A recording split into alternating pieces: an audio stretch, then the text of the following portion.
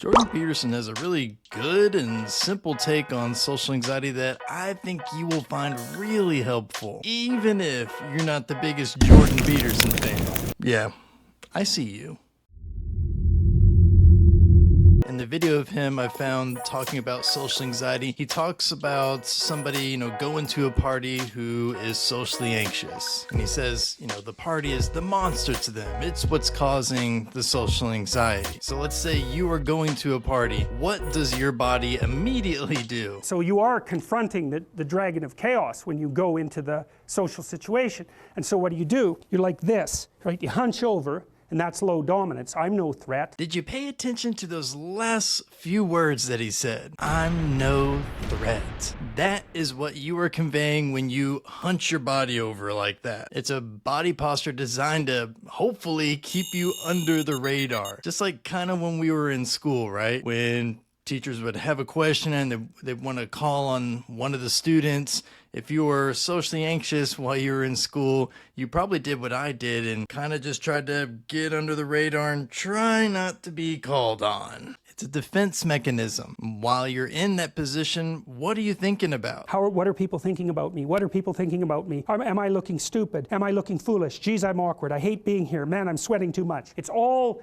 internalized, right? It's all self-focused. It's all thinking about yourself, causing even more anxiety. So what should you do? Well, stop thinking about yourself. But is that even possible? Short answer, no. And if you try to stop thinking about yourself, you're actually going to cause yourself to think even more about yourself, causing even more anxiety. If you've ever tried meditation, or if you can remember to the early days of when you started meditation, you can probably understand what I mean by this. Because a lot of times when people start meditation, they'll think, okay, I just got to stop thinking. And when you start thinking like that, you start just getting flooded with thoughts. So it's not about just stop thinking, it's more of just observing your thoughts. What you do with socially anxious people is you say, look at other people. Look at them, right? Why?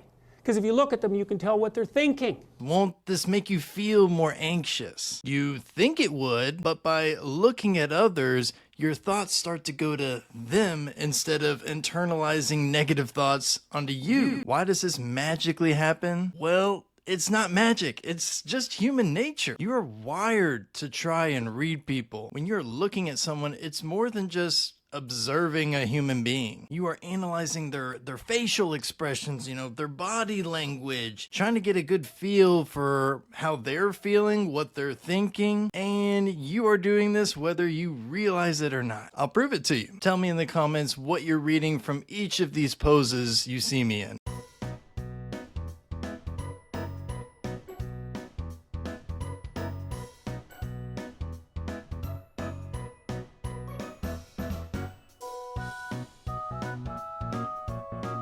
I assume you're able to read me pretty well, but when you're not looking at the other person, this is how the interaction goes. We're talking, and I'm looking here. I don't know what you're going to do next, and I'm going to put disjunctions into they're like bad chords in the melody of our conversation. And the reason is I'm not paying attention. So if you want to stop feeling socially anxious and awkward in social situations, you need to start putting these 2 tips into practice. First, look at people so you're not internalizing negative thoughts about yourself. And second, have confident posture even if you don't feel confident. Don't hunch over. Make sure you're standing straight, shoulders back, chest up, head up, smile on. And remember, you got this, even if it doesn't feel like it yet.